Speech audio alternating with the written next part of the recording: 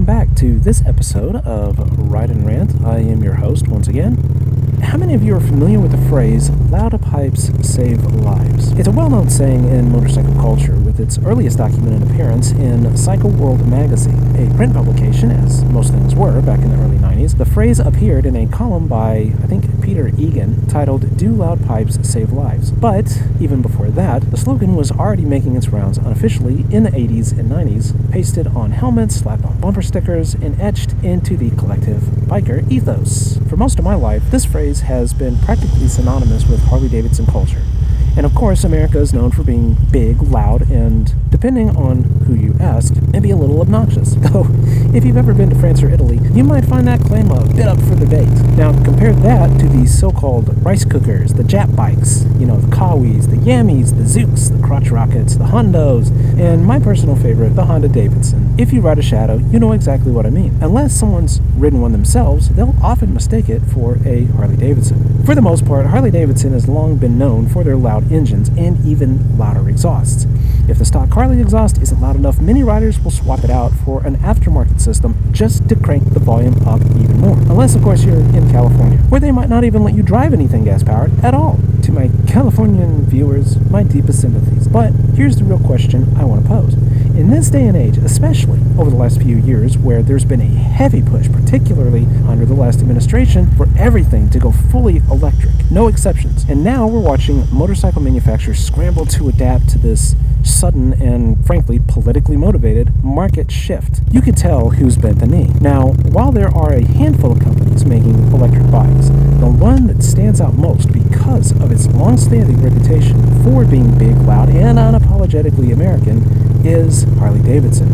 And in this case, I'm talking specifically about their one and only, so far, EV bike, the Livewire. No gas, no exhaust, no engine, no combustion, no sound at all while riding. And this is the same rider base that's proudly used the phrase, loud pipes save lives, to defend their roaring exhaust systems. Now honestly, I get it, especially when you're comparing them to the quieter import bikes, which do have a softer exhaust tone to them. But when Livewire drops, that entire selling point kind of went out the window. What pipes and where is the loudness? The issue with electric vehicles, especially when it comes to motorcycles, is safety. Yes, motorcycles are inherently more dangerous than four-wheel vehicles. That is a given. But I'd argue that most motorcyclists are far more vigilant and aware of their surroundings than the average driver. I've noticed that just from my own experience. The first time that I got back into a car, after spending a couple of weeks riding my bike, back when I was just starting out, I'll admit, it was a little scary. The difference was so obvious, not just in how I saw things, but in how I heard them. Riding a motorcycle is a completely immersive experience. You smell everything, every scent. You feel everything from the bike, the road, the wind, even the debris in the air as you're flying down the highway. Your senses are heightened. Your awareness isn't just focused on what's ahead. It's all around you, above, below, and to every side. You're not just watching the cars around you. You are reading the road. You're tracking their wheels, their brake lights, driver movement, even the silhouette inside the vehicle. Are they paying attention? Are they on their phone? Now compare that to being in a car. You've got distractions everywhere. Touchscreens, the radio, climate control, notifications. You've got blind spots in at least 4 corners. You've got tinted windows, short roof lights, high belt lines, and a soundproof cabin that seals you off from the world that you're supposed to be navigating with full attention. That disconnect is a huge part of why Harley-Davidson riders swore by their loud pipes. The noise wasn't just about sound, it was about visibility, it was about survival. And now, they don't even have pipes at all! When you swap an internal combustion engine for an electric one, you're essentially muting yourself to all the threats that you want to be heard by. One of the first things we're taught as riders, especially in states that require the MSF or the Motorcycle Safety Foundation course, is never to linger in a car or truck's blind spot. Now, side note, even if your state doesn't require it, I would still recommend taking the course if you're thinking about getting into riding. It's well worth it. But getting back to that, we were taught that because as motorcyclists we're harder to see, easier to hit, and more vulnerable in general, if a semi has a blowout and you're riding beside it, that tire isn't blowing away from you, it's coming right at you, from one side or the other. Sound became the only real option to be noticed. Now, I'll admit, there have been times when I've been stuck behind someone at a red light, it turns green,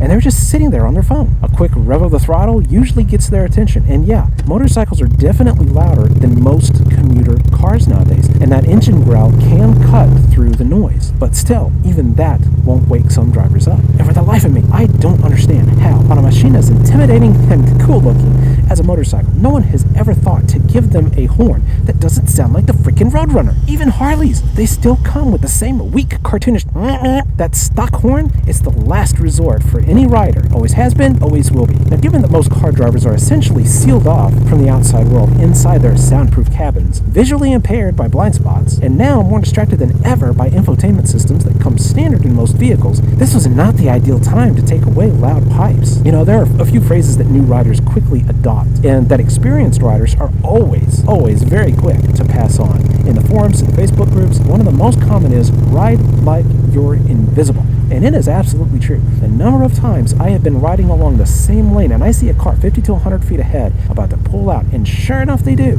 You have to be planning an escape route at all times, just in case. Being on a bike may make you more exposed, but it also makes you more agile and maneuverable. You know, another phrase that we hear a lot is, ride like everyone is trying to kill you.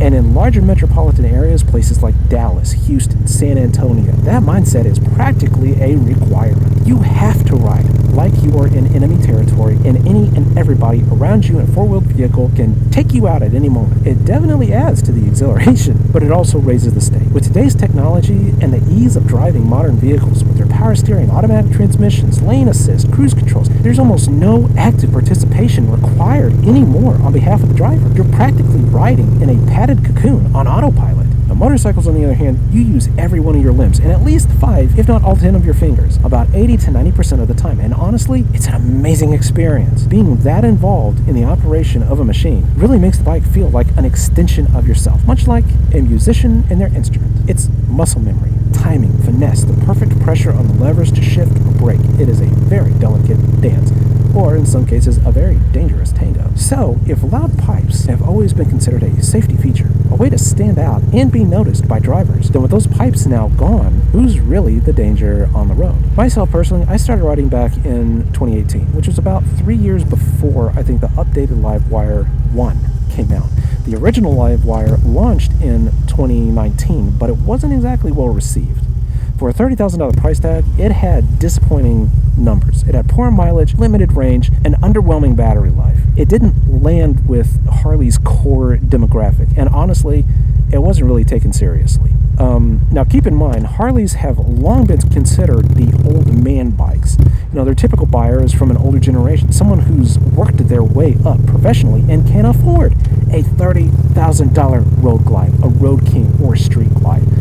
So when Harley released a bike clearly aimed at a younger millennial or Gen Z audience, it felt incredibly hubristic to assume that that group could even afford it. Most of us in that age range can barely afford a decent used car, let alone a brand new $30,000 electric motorcycle. The bike that I ride as my primary form of transportation. Now, it's mostly by choice, because I prefer it. Where I live, you can practically ride year-round, even through winter with enough layers. So I find it an incredibly practical way to get around. It's fuel efficient, simply designed, reliable, and incredibly versatile. The expensive part of riding a motorcycle long-term isn't the gear, it's the regular maintenance. When I first got this bike, the shop that I used at the time was charging about, I'm pretty sure it was $75 an hour for labor rate. But shortly after COVID, that jumped from 75 to like 90, and then 110, and then 120.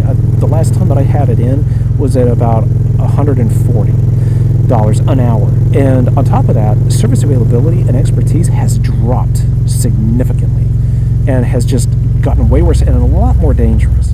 Now, for me, by doing the maintenance myself, which needs to be done roughly every 4,000 miles on this particular model bike, I actually end up saving, based on those rates, close to $1,000 every time that maintenance needs to be done on it. But, back to the Livewire, practicality was not the Livewire's selling point. It's more of an electric status symbol.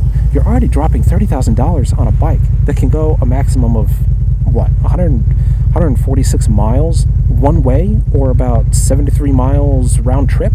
You know, I mean, sure, they tried to market it as a commuter bike, but still, for $30,000?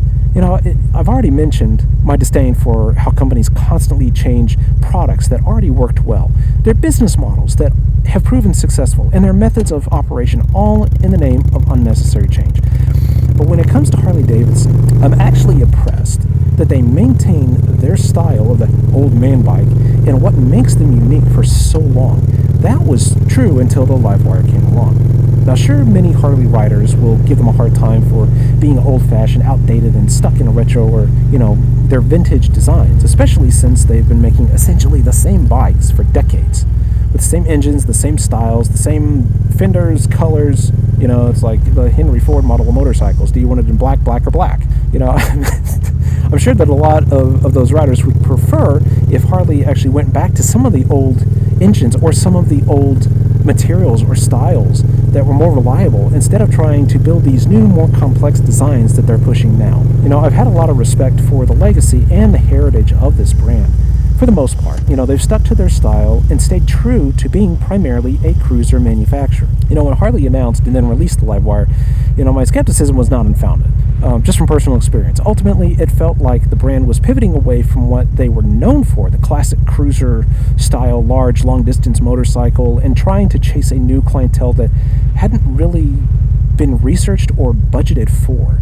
Most of all, they kind of seemed to expect this new audience would just be clamoring to pay a $30,000 price tag for what essentially felt like a city scooter. It reminds me of the phrase, they're anyone's dog that will hunt with them. They saw the older crowd wasn't hunting as much anymore, so they went off to find someone younger, someone who wouldn't turn up their nose at the $30,000 price tag. Before I ever got on a motorcycle, and this was back in the early 2000s, I had one of those electric scooters, back when China was shipping them over by the hundreds, thousands. They were new, they were unregulated, and there were basically no laws around them. Since they were electric, they didn't have a CC rating, which normally means you'd need a license for anything above a certain engine size. I thought electric scooters were great until one day when I went on a trip to the library. On the way back, which was about a 25-minute, ride, it started raining. It turned into a downpour. But then all of a sudden, I splashed this puddle, and as I did so, I gave it some throttle, and the scooter started jerking, and the acceleration became spotty. At first, I thought that it was just a low battery, but whenever I looked down, the battery was still at about 75%. Then the power bar just cut out completely, and the scooter just died. My first thought was, I fried it. So, I had no choice but to walk it back home. Thankfully, it wasn't very heavy, but still the whole way I just kept wondering how much more damage I was doing by exposing it even further to the rainfall. Now, sadly, this wasn't a one-off occurrence. After taking a closer look, I realized that the battery container wasn't fully sealed. There was actually a gap between the scooter's floorboard and the metal battery box. So the batteries were basically sitting in whatever water had splashed inside with no way for it to drain out. And of course, electronics and water never really mix well. So the batteries just had to dry out on their own. But even then, the scooter's operation remained inconsistent even from that point on. That was just the first of many issues I discovered with electric vehicles during my short time owning one of those scooters. Now, as I mentioned, I rode that scooter a lot, just about every day, much like somebody would ride a motorcycle, simply for the fun of it. But just like a car loses value the moment it's driven off a lot, batteries start to lose their maximum charge capacity after that first initial charge. Once you drain a battery, then charge it, then drain it again, and keep repeating that cycle, the battery's ability to hold a full charge begins to degrade. And batteries haven't really changed much since then. They all have a set number of charge cycles before their capacity starts to drop, and there's no way to reverse that. Even laptops usually have around 1,000 charge cycles before their batteries will not even hold 100% capacity again. After that, it's just a matter of time. It's the same thing with vehicle batteries, and as some electric vehicle owners have found out, replacement batteries can cost almost as much as the car did when they first bought it. Unlike combustion engines, external elements, cold, heat, take an even greater toll on EV batteries, impacting their performance and longevity much faster. If it gets too hot, the battery can overheat, and in some cases, even combust or explode. Here in Texas, every single day, there is a car pulled over on the side of the interstate because it's overheated. The AC is cranked up, the engine's hot, the ground is scorching, even the air feels like a furnace, and the car just cannot handle the strain. On the flip side, if the battery gets too cold, as some folks up in the northern U.S. found out during last winter, batteries drain so much faster when pushed harder in colder climates. And that's not even mentioning the effects of corrosion on these things over time. Every time you plug in the charger, you're eating away at part of that battery's cycle count. Whether you charge it at 20% or 80%, anytime you leave the house, you want a full charge to make sure you can get there and back without getting stranded. But if you're only charging when the battery drops to around 75%, you're actually degrading the upper half of the battery's lifespan while the lower half still has a lot of life left. That means that your battery will drop from 100% to 50 a lot faster than you'd expect, and honestly, that would cause me a fair amount of anxiety if I was out riding and all of a sudden it went from 100 to 50% and I was not even halfway to my destination. For an energy source that all these politicians and vehicle manufacturers and lobbyists brag as being sustainable and renewable, it doesn't really sound that way, especially when you consider its finite lifespan, which impacts range, usability, and ultimately its overall viability. I actually looked into it, and the cost to replace a live wire battery is between $6,000 and $8,000, and that's just for the battery alone. Not to mention the labor rates, as we discussed previously. You might feel a little bit better knowing it's supposedly covered under warranty for the first 5 years, but honestly, not many people keep the same bike for that long. Now, considering the original live wire was priced at around $30,000, that warranty might be a selling point. But keep in mind, the price of these live wires dropped pretty quickly within a few months. It went down to about $22,000. Not even a year later, they dropped the cost again for the S2 version down to $17,000. And then a year after that, it dropped further to $15,000. Now, I would bet that the battery price did not drop at all. Now, for comparison, and I know some might say it's apples and oranges, but really it's more like Hondas and Harleys, the bike that I ride, a Honda Shadow, has been around since the 80s. And you can pick up a brand new one for about $8,000. That means that you can get an entire motorcycle for the cost of just replacing a live wire battery. These gas-powered bikes will run, rain or shine, cold or hot, no matter what. The lights, the signals, the horn. Not that most people ever use it, as I said. As long as there's fuel in the tank and a battery to give that spark, the bike will run. And if it doesn't start, there's really only a handful of things it could be. And most of the time, you don't need a fancy diagnostic machine to tell you what the problem is. Just a multimeter and maybe a lot of patience. You can even find used Shadows still out on the road, some with over 100,000 miles on them, and they're still running strong. Even those would cost about, at most, a quarter of what a live wire battery replacement would go for now. Granted, being a millennial, elder millennial, I'll say, and growing up in the era of laser discs, compact discs, iPods, iPads, laptops, home computers, Sony Cybershots, iPhones, Xboxes, PlayStations, I totally get the appeal and allure of new tech in motorcycles. Something that's always been so industrial in function and handling suddenly gets upgraded to tech status, a near silent motor, and all digital display, no crutch, no redo that. Something that's always been so industrial in function and handling suddenly gets upgraded to tech status. A near silent motor, an all digital display, no clutch, no brake lever, no shifter, no fuel gauge, and no need to stop at a gas station. But what do we lose for the excitement of something that's simply different and new? In one of my previous rants, I pointed out how we've become a society that just doesn't maintain anything anymore. Everything gets labeled old, useless, and outdated, and therefore tossed aside. But as I've actually worked more on this bike myself that I'm riding, I keep getting amazed at what it took to design not just the engine, but everything built around it. A motorcycle, used to be, and still is in many ways, a very simple form of transportation. There isn't much to it, really. Most of it is in the actual experience of riding the machine, not necessarily the machine itself. Rolling on the throttle, feeling the speed of the wind as it flows around you like you're in a wind tunnel. The perfect timing as you roll off the throttle, pulling the clutch and shift simultaneously into the next gear. Feeling for that friction zone with your fingers as you let the clutch out. Hearing the change in the engine's tone and feeling that back tire grab the asphalt as you accelerate. All of that would be stripped away, if not most of it. And a large part of the fun of riding is exactly that operation. Just as motorcycles running on fuel have lasted for decades, longevity and reliability matter more when it comes to sustainable transportation, not just the novelty of it. The mistake I see with an EV bike, whether it's Harley-Davidson or any of these other brands, is that it takes away the freedom motorcycles have always offered. The ability to go anywhere for multiple days, covering thousands of miles, only stopping to eat, sleep, fuel, and ride again.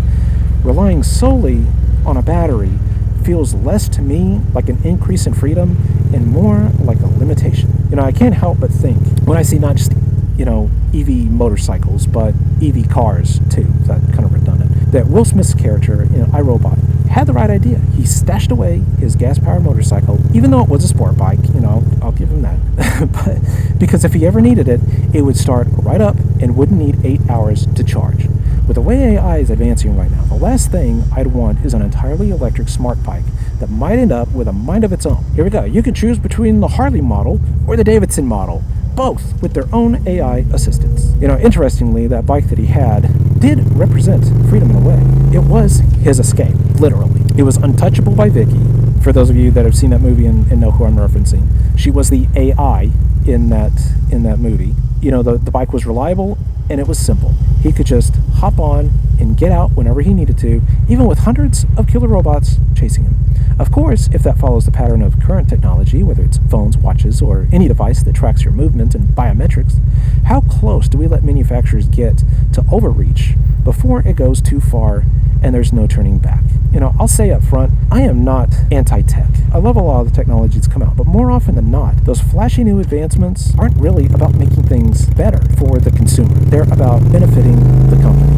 Give me something that lasts, that is serviceable, and won't shut down if it has to go through a freaking puddle of water. And of course, it wouldn't surprise me if someday they end up creating a self-operating motorcycle, which takes all the fun out of it with built-in AI. But then you won't even need machines or blue-collar engineers because everything will be robotic and AI-driven, completely out of the user's control.